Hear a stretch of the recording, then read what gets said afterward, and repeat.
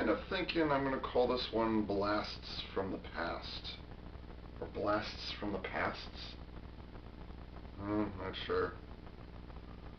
Seems it's probably going to be, like, I don't know, I might change my mind. It's only 9:16 on September 21st, 2011. That's 9:16 a.m. So I just got up, kind of. Yesterday, I had about 4.5, 5 hours to kill while my dad was doing a series of tests at the clinic. I had time to kill, but I didn't have a vehicle to work with, so I did a lot of walking. My legs are still sore. I just had breakfast and I took 2 more ibuprofen, so I'm probably going to end up, I'm going to be doing the moving around thing. What do you care? I'm going to edit it all out anyways. I found some shocking stuff. But first things first, we found out on September 20th, 2017, that of all the businesses, Toys R Us has filed for Chapter 11 bankruptcy. Holy shit! America's largest toy retailer has filed for bankruptcy. Now, that's not to say that Toys R Us is going away. That's not the case at all. What's happened is, if I understand correctly, and please correct me if I'm wrong, Chapter 11 means that they're protected from certain claims and certain business transactions or something like that. Debts. It's not that debts are forgiven, but they're kind of put on hold so that an evaluation can be made. The news dropped late on September 20th, and everybody was like, whoa, where'd this come from? It was like midnight when I found out, so Toys R Us is not going away. It's just, apparently this has been dogging them since 2005-ish, since this trickle-down effect started. Ironically, the part of the problem might actually be from Babies R Us. They're not making much of a profit with it, or as I understand it. I could be wrong. Again, please feel free to explain it to me, what all's going on. But just be aware, I don't think that Toys R Us is going to fall by the wayside, or is going to fall apart like KB Toys did. Rest in peace. I got a lot of my toys from KB Toys. I miss them. But really, after Toys R Us, who's left? If Toys R Us falls, who's going to take up the slack? Walmart? Target? Kmart? Ugh. Not Kmart, please. The whole Martha Stewart thing was just, bleh. On the other hand, Kmart has kind of lost their quality over the decades, so I don't think anybody even talks about Kmart anymore. What does Kmart even mean? I don't care. Don't bring it up. So anyways, I had 4.5, actually it turned out to be about 5.5 hours to kill yesterday while my dad was doing his thing. And I found some rather shocking stuff, and now I'm going to share it with you. First off, I didn't even know these existed until yesterday. And that way it's a lot like the Transforming Fury Megazord. I didn't know it existed until the day that I bought it. And I actually got the Transforming Fury Megazord set on impulse. Like, I saw it and like, well, I'm not going to be back at a Toys R Us anytime soon. Okay, I'll just grab it and see what happens. Not something I do very often, especially when it comes to a non-DX or non-deluxe sized Megazord, you know. I don't do that. But it looked legitimate at the time. Not that I was being fooled by it, but just it looked like it could actually transform. So I grabbed it, and I was pleasantly surprised when I got home. It was a risk in the moment. This, I can't quite say that this is a risk, because I've never dealt with this before. Let's see. Unfortunately, there's no 5, there's no 4, but there is a 3. A Thunderbird 3 from the new series Thunderbirds Are Go. And they've gone on to their, I think they've They're working on season 3 right now. I've never mentioned this before, but I was actually brought into the fold of the Thunderbirds Legacy franchise about 3 years ago. Yeah, get it? 3? Nah. So, yes, I am a Thunderbirds fan. I've seen all of the original series. I did not see the movie, um, the original movie. And I refuse to watch the disaster that is the Jonathan Frakes film. I'm not even going to speak of it again. It's just not happening. Um, but I have been I have been watching Thunderbirds Are Go. What's my opinion of it? The original, the original series. If you have not seen the original, was it '60s version, the original TV series, watch it. It's old and it shows, but it's refined and it's well edited and it's well presented. It's very, very well done for its time. And you know, as much as I almost said Team Fortress, which is totally wrong. Team America World Police, as much as a parody as that made of Super Mario Nation, it gets to and it very much is a parody. I mean, that was the whole point of it, obviously. Um, I've actually never seen Team America World Police. Never seen it. Do I plan to? I'm not a big fan of South Park, so whatever. But as I was when I started watching the original Thunderbirds, oh yeah, that's where the strings are. Believe it or not, and I didn't keep track of when this happened, but as I continued watching episode after episode after episode, yeah, they filmed it. They filmed it. They film it at different shutter speeds, and they do their trick photography, and once in a while you might see an actual human hand in there as opposed to a puppet hand, whatever. But over time, your mind just kind of edits out the strings. You don't even see them really anymore. I'm not saying it's an optical illusion, but like it's not an issue anymore. It's a non-issue. You don't even pay attention to it. You're just paying attention to what's happening on screen. So, and the other thing that surprised me is that it wasn't necessarily aimed at children, although children was a major audience at the time. The original Thunderbirds is actually pretty good. By today's standards, it's not bad. And what's interesting about it, the pilot episode, I can't remember what it was called, the pilot episode in the 60s was 30 minutes long. At the request of the studio that was producing it, or was releasing it, they increased it to an hour. So originally, the show was going to be only 30 minutes per episode, and at the request of the studio, they increased the length to 1 hour. A regular family program that airs for an hour. That's not a sitcom. That's not animated. I mean, it's animated, yes, but in a different way. Whatever. But it's not boring. It's really not. Now, there's the cheese is real, because, again, it does show its age. Nowadays, it's like, they could certainly do it better, you know. And so the question becomes, well, do I like the originals? Do I like the original 60s series, or do I like the new series? I like them both for different reasons. It was a bit jarring to only have to deal with a half hour episodes, which is what Thunderbirds Are Go does. Um, so the 1 hour to a half hour, and there is I can understand some of the arguments about you lose the flavor of the characters. You use the flavor of the environments. The tension is not as strong. So this series, obviously, in a half hour, they chop through it real quickly. They go through it real fast. If you watch the original series, it may feel like it's dragging on just because it's decades old. I think my dad was only in his 20s when the show came out, so, and he probably didn't even know about it until his 40s. Whatever. But anyways, I am following Thunderbirds Are Go, and I do like the show. I like it for what it is, and it's actually refined some stuff that was questionable. I think, unlike most reboots that you'll see nowadays, this is respectable.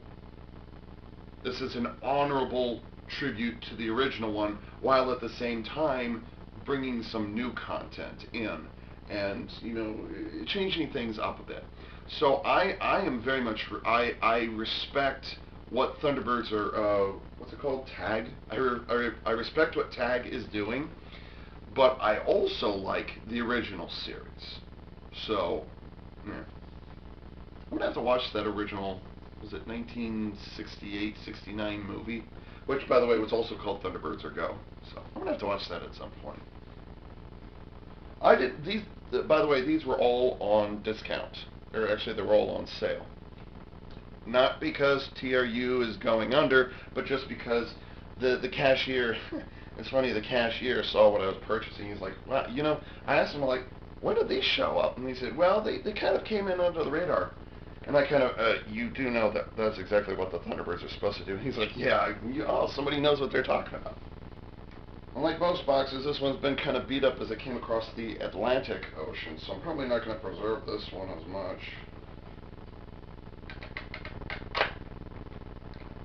Is it that easy? Oh. I was going to say, there's no way that they're going to make this. I mean, I don't know, do the standards of packaging in Great Britain, are they different?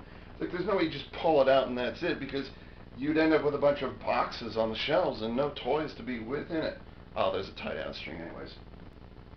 To be fair, there were some action figures, they're like, I don't know, 3 inches, 2.5 inches, whatever it was, of the, of all the Tracy brothers, and they also had one of, Brains and Max, but I didn't, action figures, I usually don't buy action figures, so whatever. He said with Rock and Transformers behind him.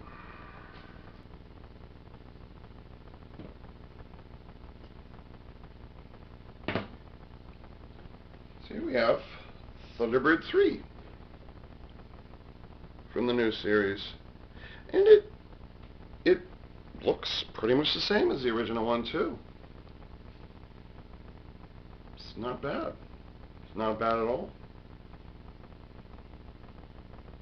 Paint details are nice. There's a lot of, like, let's see, there's little, I mean, there's not only broad stripes and this, and but the individual windows are painted, and here's the battery compartment, by the way, right up here. Oh, tiny batteries.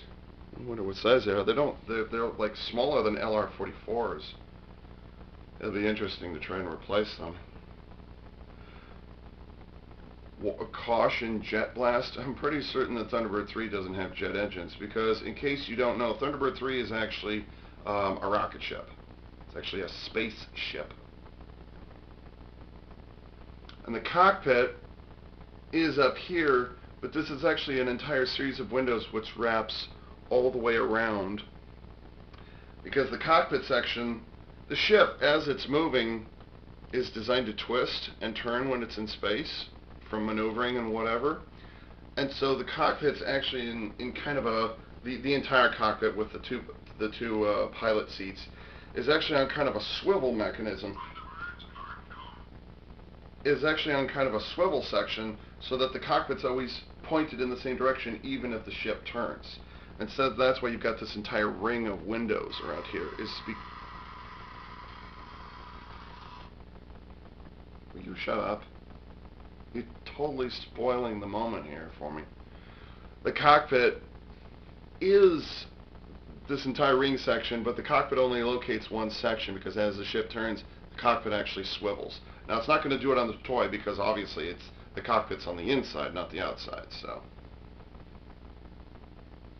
But yeah, it looks just like the original Thunderbird 3. With a slight change. Oh. The nose cone is PVC. Looks like the rest of it is ABS. Yeah, so it's just the white nose cone, and that's it. Then it has oh, it's a spring.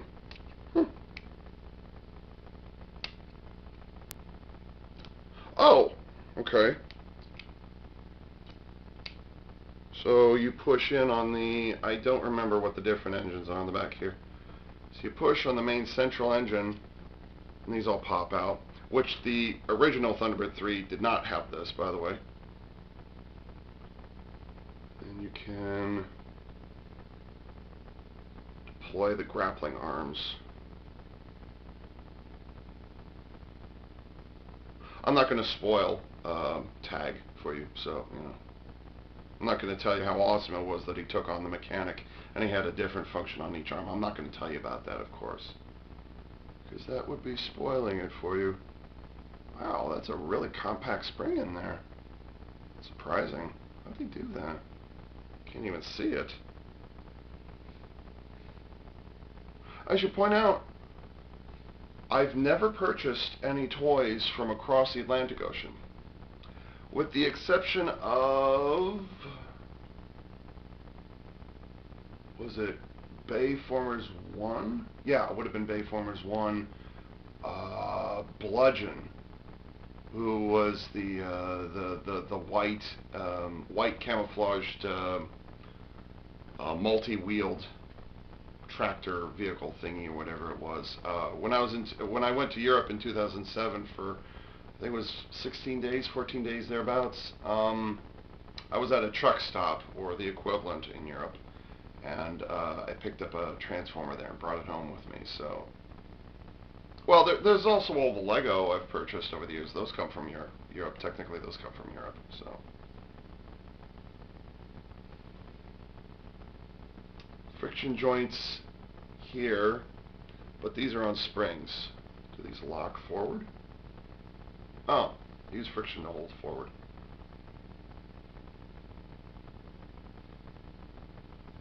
Unfortunately, you can't display it this way, or you can't set it down this way. You can only hold it that way.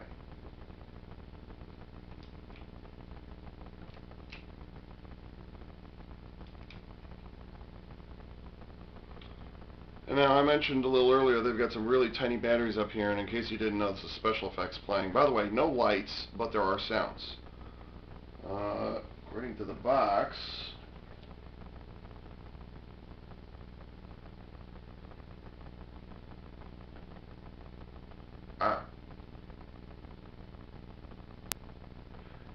and looking at the box, might be a slightly cleaner paint application here, but I would say, you know, it doesn't. I mean, it's pretty pretty. It's pretty good. What they did for the promotional images versus the final production model, I'd say it's pretty close. Okay.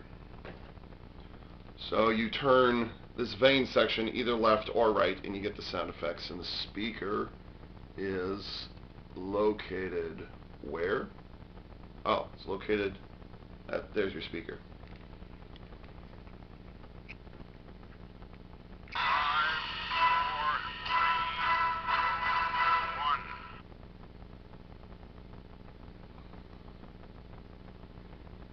That's it?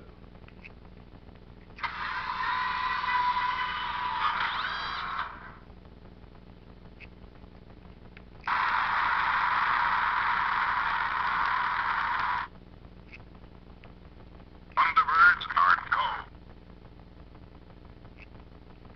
5, 4, 3, 2, 1.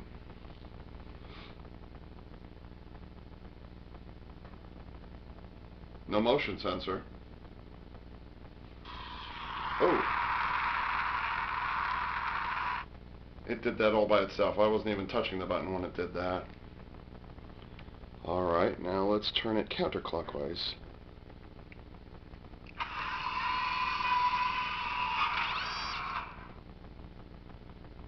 So do you turn it, let it go for a few seconds, and then it activates? I don't know.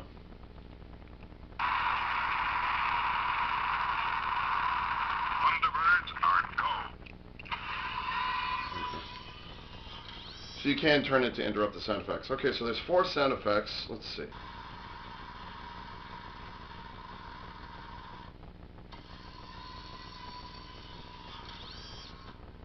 Oh, correction, you cannot interrupt the sound effects.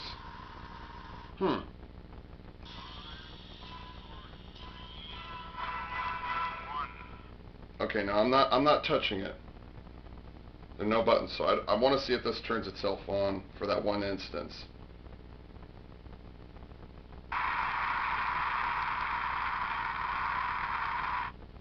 Okay, so when you hear the voice do the countdown, by the way, that voice is from the original series. They just brought it over.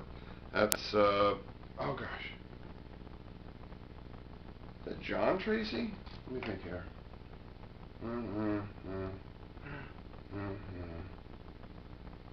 I think is John Tracy the father? I'm suddenly confused. I'm not obsessed with Thunderbirds, and I'm not a hardcore fan, so I do tend to get the brothers' names wrong. But I can't remember if the father was John. Okay, so anyways, when the narrator does the countdown, you leave it alone for a few seconds, and then it'll lift off all by itself. Now that's probably because this is specifically designed to interact with the Tracy Island playset, which is about this tall. And so probably what happens is you twist it to get the countdown, and there's a lever on the Tracy Island playset. You press the button, and there's a spring motor inside the playset which will actually lift it up. Which will lift it up on a platform, and it will actually stick the nose out of the top of the island, out of the observation tower or whatever it is. And then you'll pick it up from above and lift it out as the engine's going off. So that's probably why it has that time delay on it, so that it gives it time to lift itself out, and then as the engine's going off, you can reach over, pick it up, and take it away. Cool. Nice. And for something this small, I don't expect it to have the cargo compartment.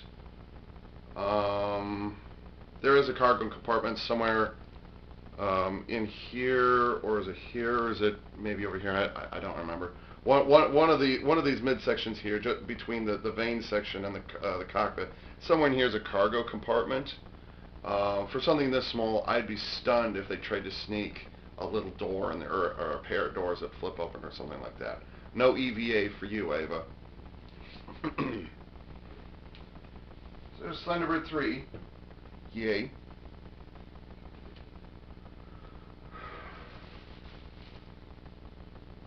Let's see. Why not? Let's do them in number sequence. It's bigger. It's got more stuff. Let's go with number 2, shall we? I'm under the impression they tried to get these as close to scale with each other. Thunderbird 3 obviously meant to go up into space because it is a rocket ship with all the wings and whatnot. Actually, it doesn't have many wings on it. But then you've got Thunderbird 2, which, in case you don't know, is the cargo vehicle for international rescue. So it's going to be big and bulky, and it's not quite as fast. Remember, Thunderbird is not referring to how fast they can travel, but rather the noise and the presence that they inspire as they're racing to a rescue. As they're racing to an international rescue, I'm not good with these pun things, so I'll leave that alone. But that being said, cockpit for Thunderbird 3, which seats 2. And then you got poor little Thunderbird 4 right there, and the cockpit's a lot larger on this one. So I imagine these are not quite in scale with each other, and Thunderbird 3 would actually be significantly larger, probably another inch or so. Maybe 2 inches. I'm not sure. But this is but because these are all part of the same sub-series, mini-series, whatever it is, I don't know how these are referred to. Because they're all from the same series, and they're specifically, again, they're all designed to interact with Tracy Island. It's probably a compromise they had to make. They probably were forced to make this small enough to fit through the hole in order to not make the playset, much larger than it actually needed to be. So, scale issue, yes. Is it a red flag? Not necessarily. At least not at this point. And I'm going to have to destroy the box to get into this one. Yeah, that's what I said last time. I did some research. I'm a little disappointed there's no Thunderbird 5, which is the space station.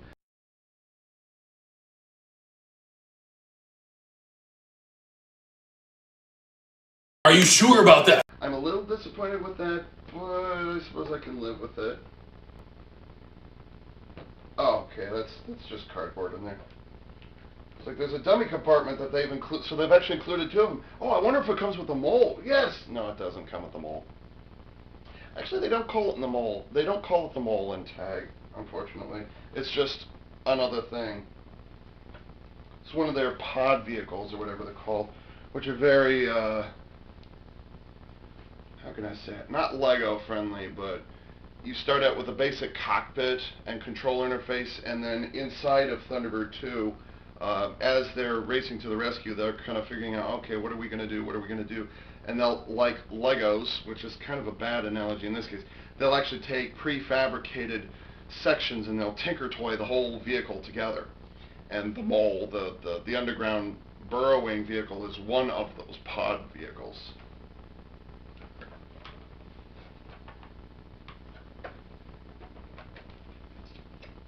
Yeah, I'm going to have to destroy the box to get to TV4. So, Ava, what's your favorite Thunderbird? Yeah, I don't have a preference. They all do something different. They all do something interesting. So, what's your favorite Thunderbird? It's Fab 1, obviously. They layered the cardboard so that the plastic actually, the plastic sleeve actually gets sandwiched between different sections of cardboard. Huh?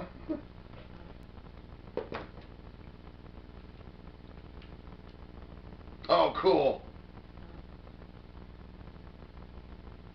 Oh, cool.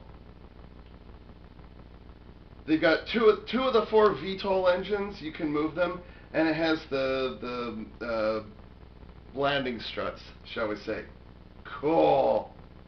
Ooh, I like this. Yes.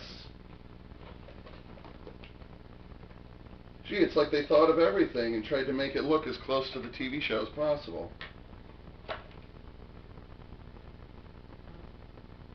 Damn, that's tiny. Why was this considered a Thunderbird? Like, I know they had to do an underwater thing, because, you know, fire, water, earth, air, ground, underground, you know, they had to do that, so why'd they call this, like, even in the original series, it's so tiny compared to all the others. Why'd they call this one a Thunderbird?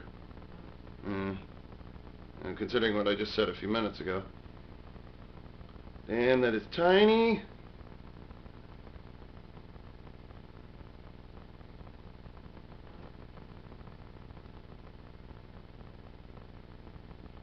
Obviously, this isn't, because it is so small, it's not going to be, there's no sounds in here, obviously, which is fine. If it were bigger, that'd be different. And there's little under, ventral windows on it. No moving parts, which doesn't surprise me, but that's okay. That's Thunderbird 4, by far the smallest of them all. Guess there had to be a small one at some point.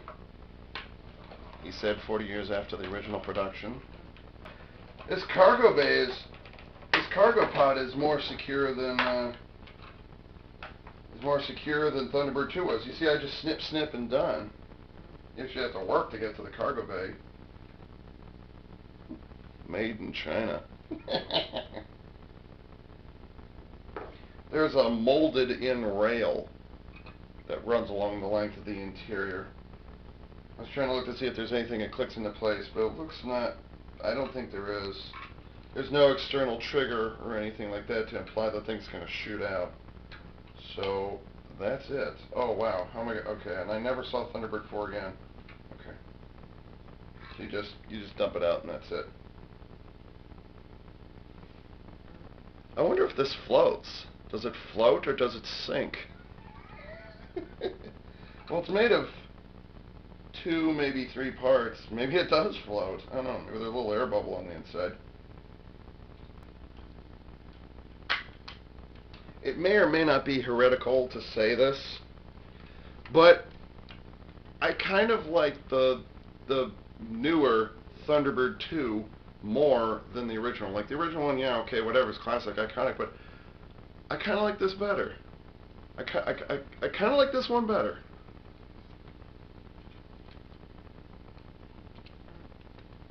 No decals, by the way, on any of these. It's all been tampoed and everything like that.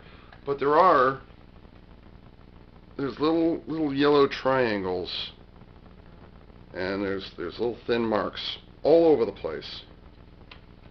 International Rescue on the side.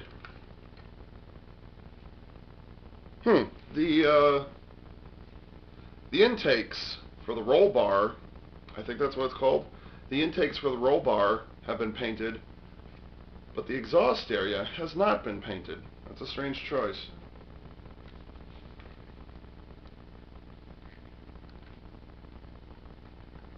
Main engines are ABS plastic, but they do not move. I know there's a much larger, it's like a 12-inch version of Thunderbird 2, that where you can actually open up the cockpit and stick the figures on the inside, or at least I think it's 12 inches. Oh, maybe it's specifically designed to interact with those little, 2.5, 3-inch figures that I saw at Toys R Us yesterday. So maybe it's the same thing. Friction keeps the wings up or down. Fair enough.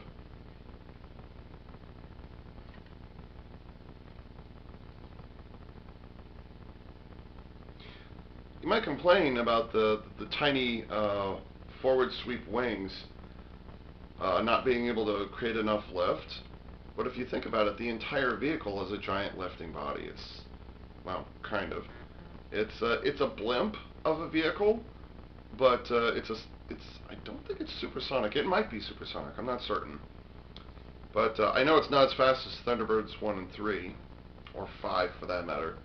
But its shape is its profile is supposed to imply that it's a giant lifting body, so it's a giant wing. Now on this, not so much, but you get the idea. The intakes iconically had the red for the intake warning there, but they didn't quite finish, and the intake vent itself has been painted, or is that plastic? Oh, it's plastic. Okay, so the intake is a separate piece of gray plastic. But I'm surprised that they didn't continue the paint, the red paint, and completely do the interior of the cowling and all those things. Would this be considered a nacelle? If the engine is physically, the engine and/or intake is part of the fuselage, is it still considered a nacelle, or is it only a nacelle if it hangs separate, if it hangs from like a wing, or if it hangs separate from the rest of the fuselage? I'm not certain about the engineering terminology there. Mentioned a moment ago. Oh, correction. The VTOL engines do not move. My bad. But they have been painted. There's 4 wheels on the bottom, so it can roll. Not very well on this surface because it's so small and lightweight, but yes, it can roll. I think. Yeah, barely. This is barely enough clearance. But on the top, there's a pair of buttons. You push those and... Ooh, there we go. I think my fingers were blocking it. And you get the landing struts for when it has to deploy one of the cargo pods. Very thin. It's a small toy, so it doesn't surprise me. And ordinarily, they don't fold. I mean, this is kind of the problem with both the original version and this version of Thunderbird 2. I don't know if it applies to the other movie that is never to be spoken of again, but all versions that I'm aware of, all versions of Thunderbird 2, the legs they don't swing back and forth like this, but rather they telescope in and out. So unfortunately, toy manufacturers, model manufacturers, either you end up just having them come off and just plug them in later on. Or you do it this way by just having them swing down. So, what are you gonna do?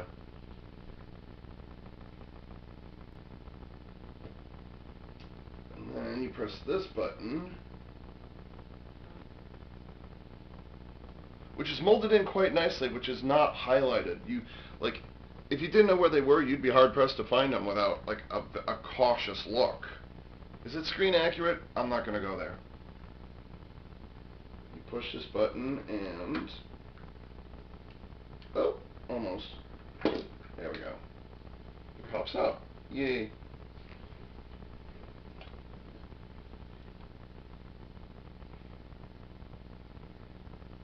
I wonder if it's possible to put it in reverse direction.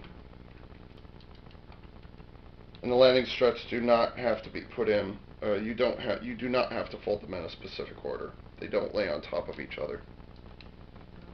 But it is fairly easy to open them up if your hands are out of the way. Get in there. Alright. And where's the speaker? Speaker is underneath. Sound effects are thus.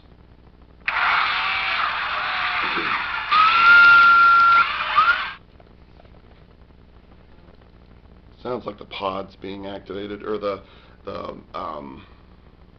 pod vehicle I was telling you about earlier. That sounds like that. I didn't touch it. I didn't touch it. I didn't touch it. Did that all by itself. 5, 4, 3, 2, 1.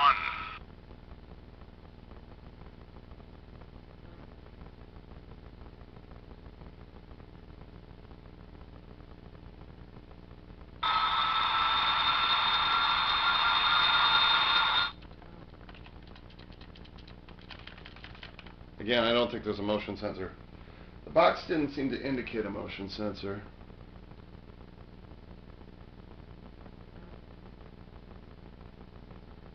Nah.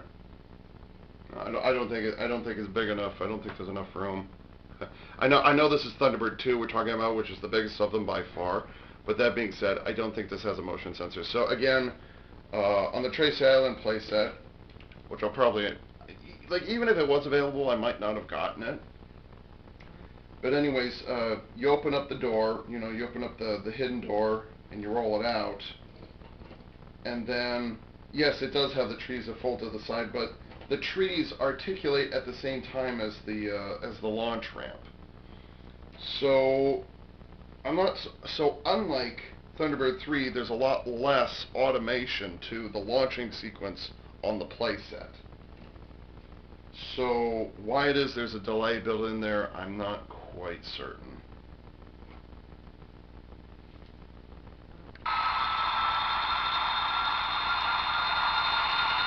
Flying around, flying around. 5, 4,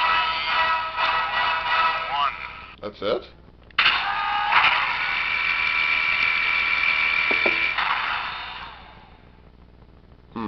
That sounded like the landing struts opening. That's what that sound effect was, I think. Thunderbirds are go. 5, 4, 3, 2, 1. Blah, blah, blah. Thunderbirds are go.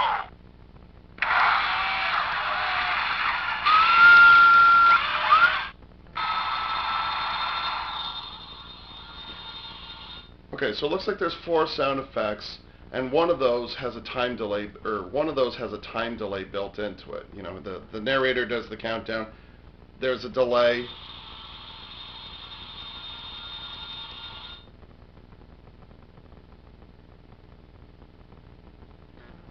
Huh?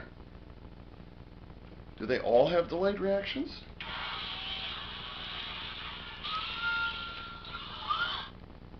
I'm not touching it.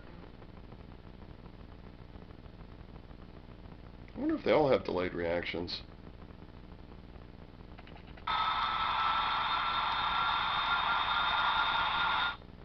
Maybe they do.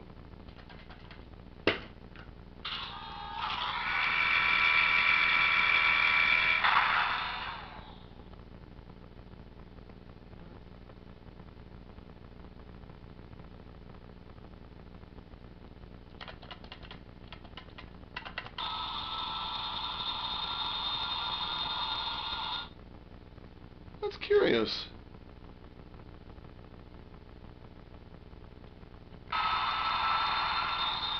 Yes. Thunderbirds are go.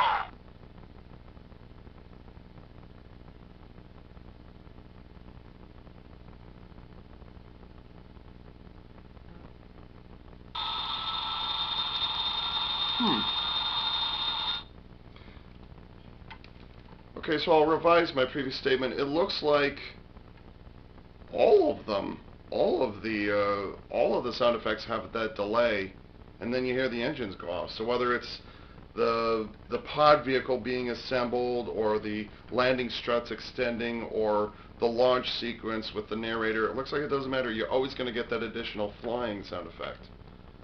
And then, oh, by the way, there's the possibility of if you hit the button, you're going to hear the flying sound effect, which will probably be followed a few seconds later by the flying sound effect.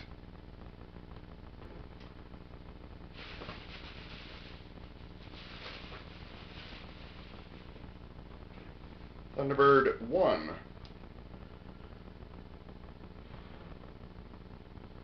Which compared to the others looks a little stubby. It's not the length that bothers me, but it's kind of like the wings are too short. The wings are not long enough. Maybe a little too far back.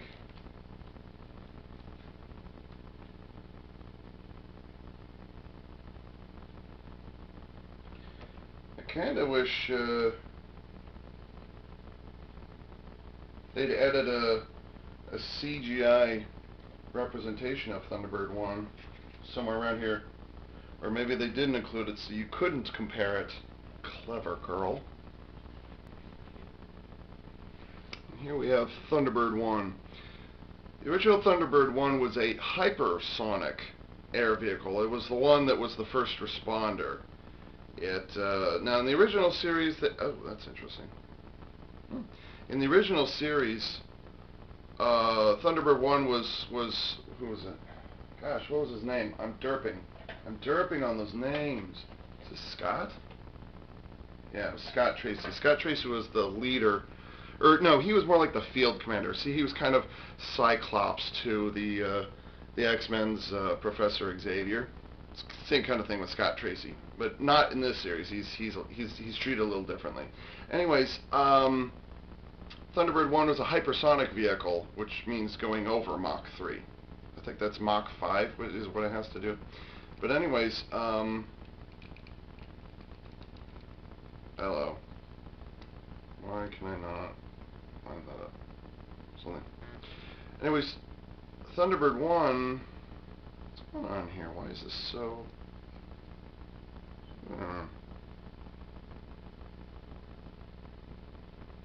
Why are those printed upside down?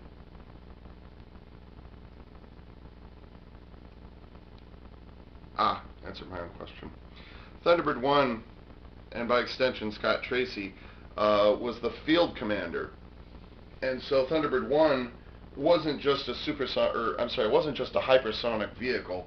It was also, it also had a little control, like a portable trailer vehicle, if you wish, that it would drop down after landing on the I almost said crime scene. After landing on the emergency scene, some cables would drop down a little command and control box, and Scott Tracy would do his talking from there. It's not that Scott Tracy also didn't participate in rescues. It's just normally he was the one in the original season. Normally he was the one who watched what his brothers were doing and kept control of the situation as best as possible. In Thunderbirds Are Go, they don't have that little retractable thing. It's a little more. It's kind of like an underperforming. It's like Thunderbird 1 is portrayed more as a downgraded version of Thunderbird 2. It doesn't have the cargo pods. It still gets there first, so it can do a situational analysis. But it has a lot more gimmicks built into it than the original one did. So it's got a tow cable, and doesn't have any weapons. I can't remember what all it has. One of the details, I can't stop looking at it right now, but there's a molded-in detail on the back housing here of the engine assembly. It doesn't move because it's molded in, but there's panel lines to indicate air brakes that could open up if necessary. That's a very nice detail. And there's also the pattern, the texture, I guess in this case, there's the hexagon pattern, right where the 1 is located. That's very nice. And also different and unusual for, dare I say, any science fiction vehicle that's an air vehicle. The cockpit is not located on the top of the vehicle, but rather on the bottom. That's unusual. And that's because you have to kind of treat it like a hypersonic helicopter, which, by the way, Thunderbird 1, yes, is capable of VTOL as well. Actually, most of them are, so whatever. But he needs to be able to look down. So the cockpit is located on the underside. Now, unfortunately, it doesn't move. It's molded in and it's painted. And again, there's the return of, just like with the other Thunderbirds, is very nice. Not the stencils, but the what's it called? The I guess the operations and warnings markings all across here. So it's very, very nice. They even went so far as to mold in the little sensor antenna that's on the front half of the canopy section. That's nice. I would dare say the nose is rubber rather than PVC, which is fine.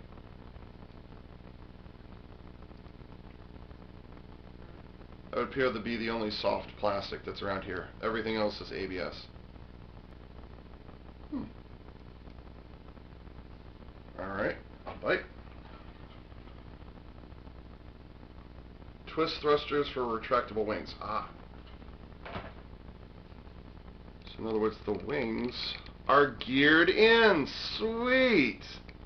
That's a feature. It's not that the retractable wings, or the sweep wings aren't a feature of Thunderbird 1 in the original version, but what's different between one of the differences between this version of Thunderbird 1 and the original is the back housing twists. That's something that the original one didn't do. And what a very nice feature. It's not that it just swivels whenever you darn well please, but it's actually tied into the gimmick. That's cool. Because usually, I mean, Thunderbird 1 takes off like this, you know, because it launches vertically like this, and then as it shifts, let's see, I'm going to do it this way. So it takes off vertically, and then as it shifts to horizontal propulsion, you will see in Thunderbirds or Go, you will see the engine housing will turn like so as it's flying away. If you pay attention, you will see that the engine housing turns. The toy manufacturer has tied in that rotation with the swing wings.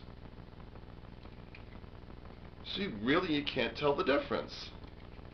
And it doesn't matter at the end of the day. I like it. I like it. It's not screen accurate, but I can live with it because there will be time when the wings are fully extended and the engines will be turned to the side. But I can live with that. Sweet. Sound effects are thus.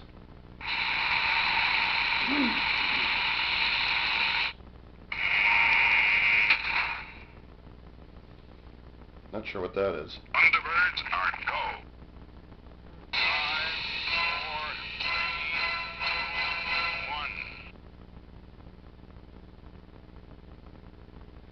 1. Now if you wait for a few seconds,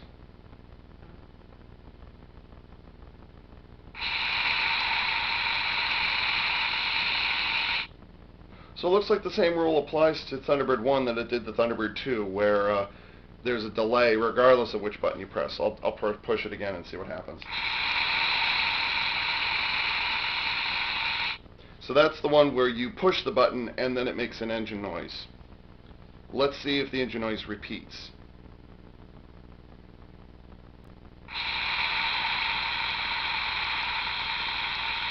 Yep, it did. Well, it really likes that sound. And then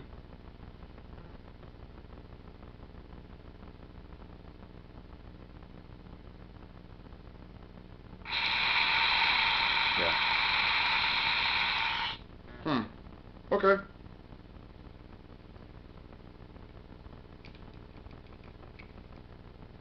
Because TB1 takes off and lands at Tracy Island vertically, it doesn't surprise me about that there's no landing struts. It can land like this. There's actually, additional landing gear, and it's pretty it's pretty painful to look at in the original series. You got these huge struts coming out of absolutely nowhere. It's like, where do they go? There was actually I want to say one of the struts was on the wingtip. It's like, where does it store? What's going on here? So, yeah, well, that's sad. That's fine. I like that.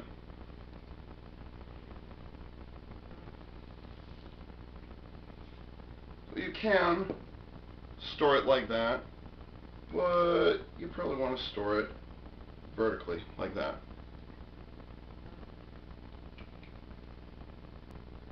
And last, but certainly not least, we have the newest addition to the Thunderbird family, Thunderbird 6.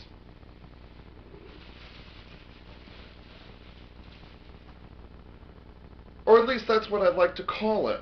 For whatever reason, they decided to call it Thunderbird Shadow. Which, I mean, don't get me wrong, it's supposed to be a stealth vehicle. Well, yeah, it's supposed to be a stealthy vehicle, and it is supposed to low visibility, and it's the only Thunderbird with actual weapons on it. It has a pair of, like, guns and some missiles or something like that. So it's the only Thunderbird. Like, yeah, you can use the grappling hooks, or whatever they're called. Yeah, you can use those to hang on to things and lift villains off the ground, and you could use, I mean, I'm sure there's some anti-ice flamethrowers they can use to scare off villains, whatever. But they maintain a very, very strict policy of no military action whatsoever, at least not from international rescue. Thunderbirds are go, and that the same was true in the original series as well. They had pistols for like defense, but they rarely if ever used them. Thunderbird Shadow kind of changes that. And also, the obligatory have to get a female character in there because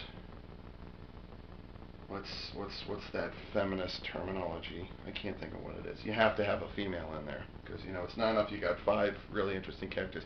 You have to have a female in there. Yeah. I just.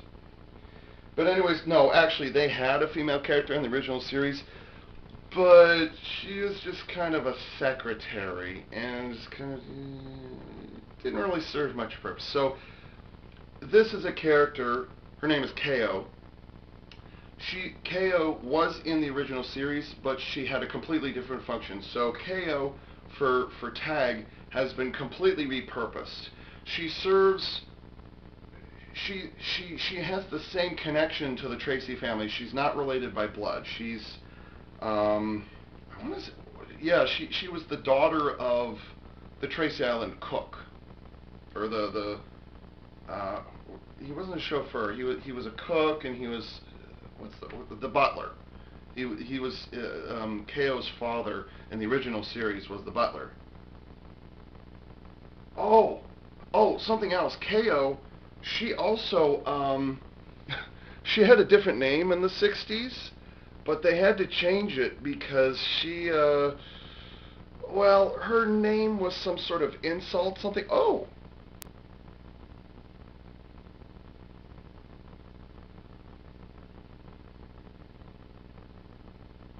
Huh. I just noticed there's a miniature Fab 1 that I totally didn't notice on any of the other boxes because it wasn't advertised in any of the other boxes. So apparently there's a miniature FAB 1 floating around somewhere. There's no indication of what the scale of Fab 1 is, but it might be no larger because it says it says TB1, 3, and 2 with mini TB4, Thunderbird 4, with mini Thunderbird 4, and FAB 1. So it's possible that Fab 1 is no larger than this, and this is only like 1.5 inches. It's only a few centimeters, whatever. But I can't tell from this photo because it's just the one photo. It's at one angle. there's Fab 1 right there, so I don't know how big it is. And it says with Mini TB4 and Fab 1, so I'm not quite certain what's going on here. So KO, she was in the original series, and she was the daughter of the butler of the Tracy household, but her original name was, I think her original name was Chi-Chi, or something like that. But apparently, you know, as names have become modernized and as time went on, much like Dinobot Slag used to be called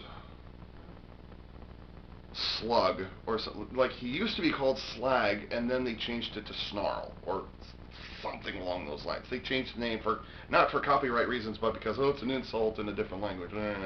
So the exact same thing happened with KO. It's the same character, just they gave her a different name, and they repurposed her into the Spec Ops character for the series. And that's where Thunderbird Shadow comes in.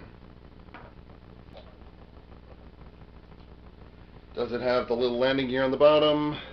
Oh, fail. I don't understand. If you could put the landing struts on the bottom of TB2, why couldn't you do it on TB Shadow? Bummer. They molded it in there, but whatever.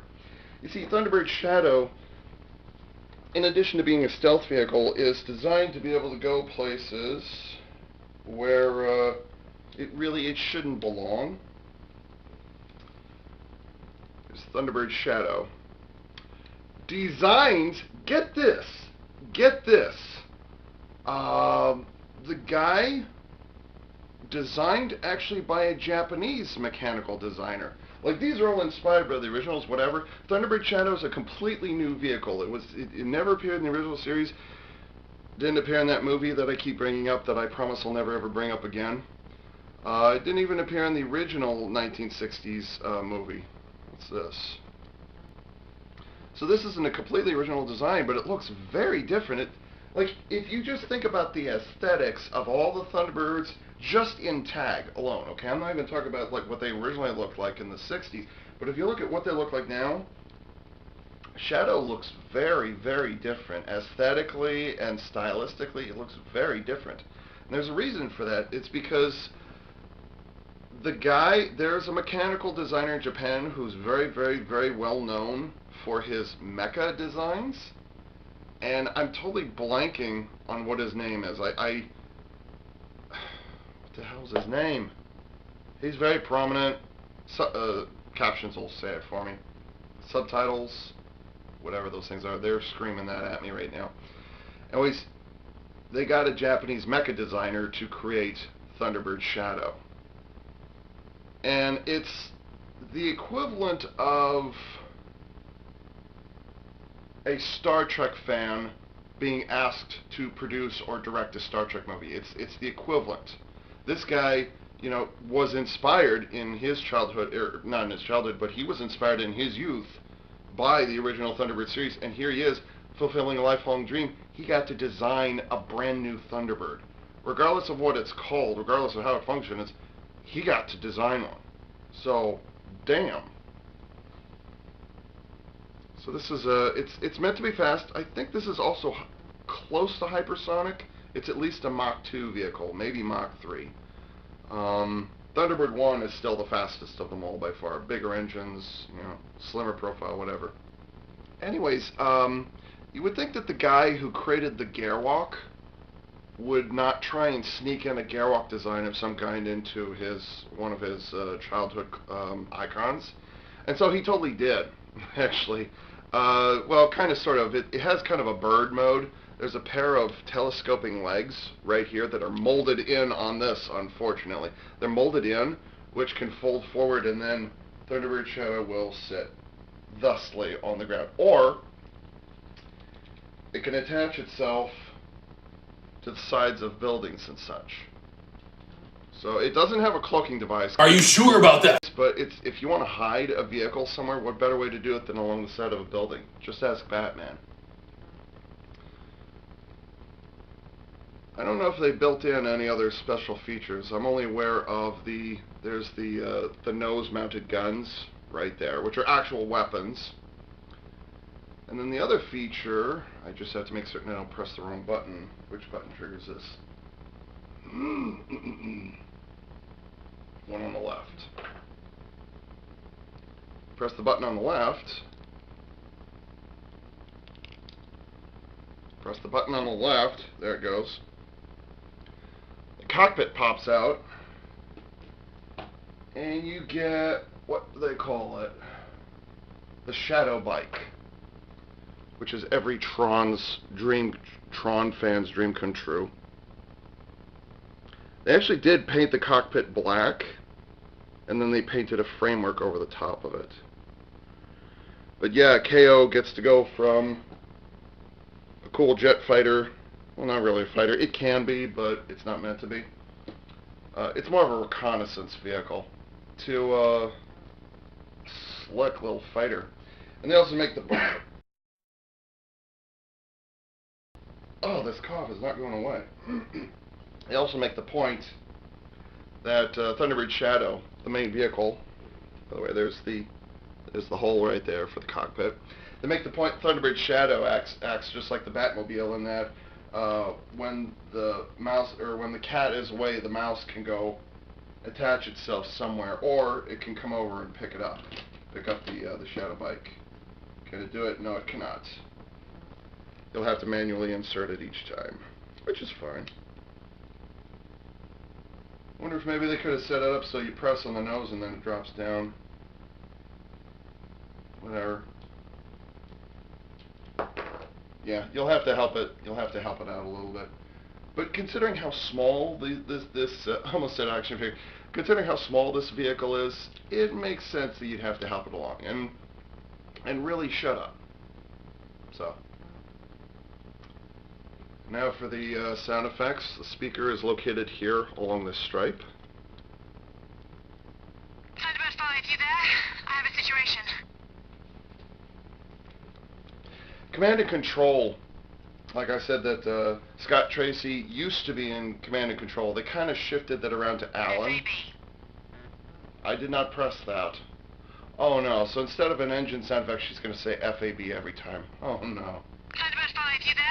I have a situation. Now let's wait.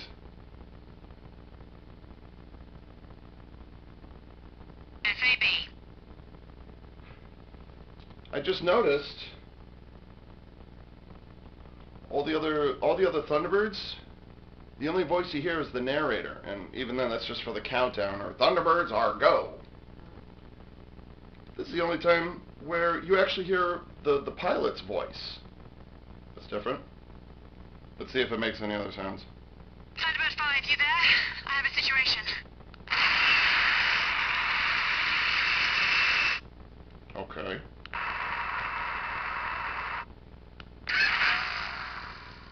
What the hell was that? What was that? I have no idea what that sound was. FAB. So rather than an engine sound effect, she says FAB. Thunderbird 5, you there? I have a situation.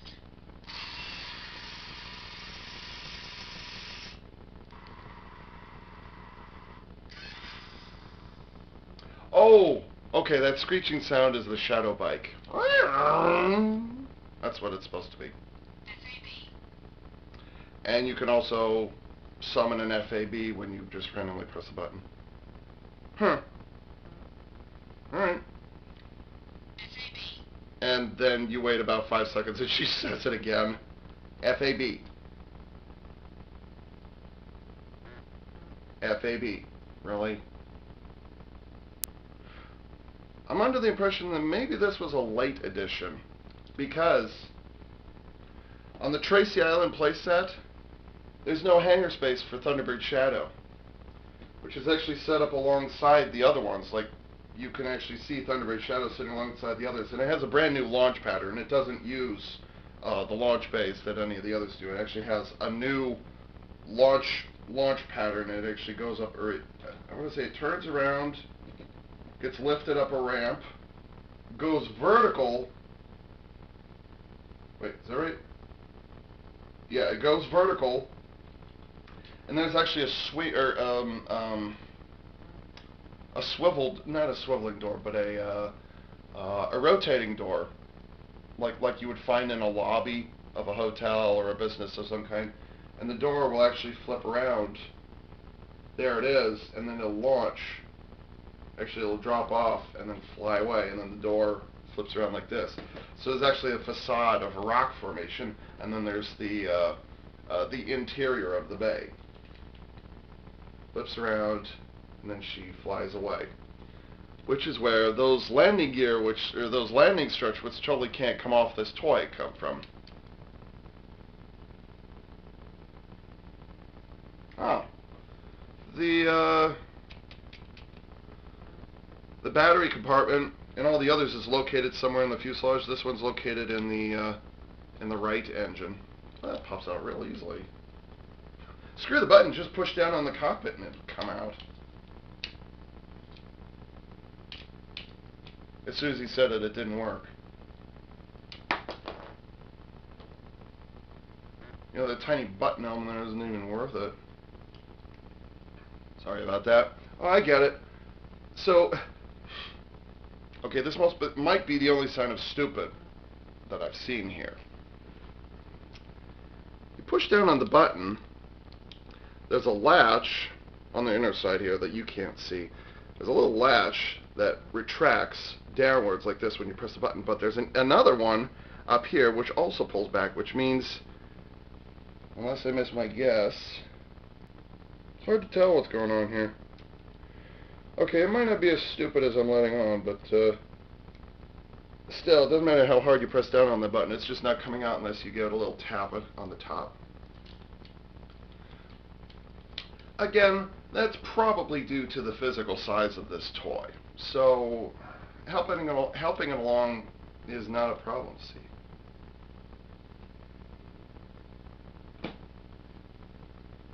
Only thing missing is the retractable struts, but they're probably small enough. That's probably the reason why they didn't. They don't move, is because, well, there's a lot more room on the bottom of Thunderbird 2 to put its landing struts on it that, you know, they just didn't have the room, or they would have stuck out in a really strange way. So it's probably understandable.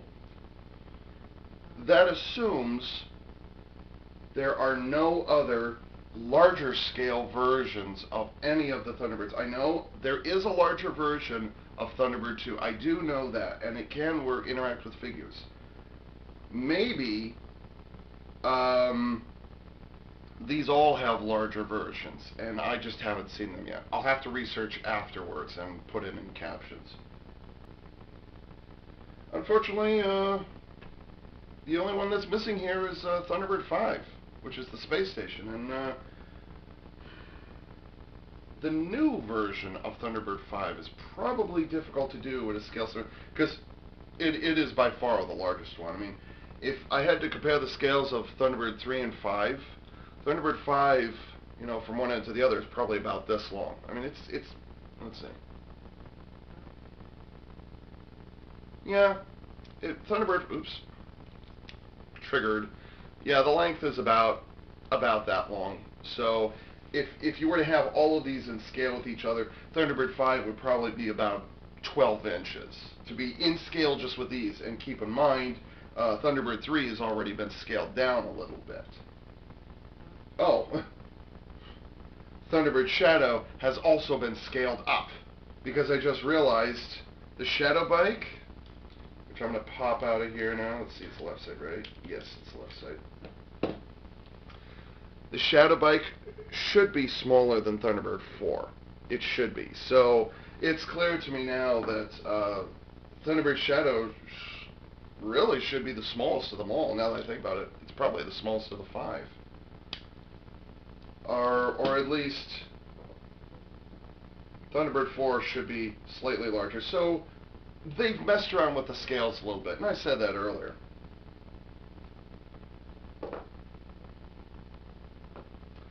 I might have to make a two-parter out of this, because I totally got another thing that I have to go through. So,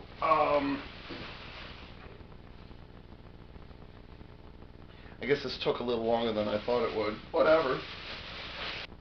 Would I like to get scaled up versions? Sure, I'd like to get the larger version of Thunderbird too. Who am I kidding? I'd like to get the scaled up versions of all of them. But what is here is definitely appreciable. Appreciatable. Color me impressed. And again, I didn't know these existed until yesterday morning, afternoon, whenever it was I found them. I guess it'd be yesterday afternoon or something like that. So, I'm thinking right now, yeah, considering how long that's going to take, I think I will cut this up into 2 separate videos. So look for another one of these tomorrow. As soon as I'm done with this, I'm going to just hop right into the next one. So look forward to the next one. How is it they do it in the Japanese promos? It's like, look forward to the next video, or look forward to the next one. Something wrong. This is Avian at 4A saying, thanks for tuning in.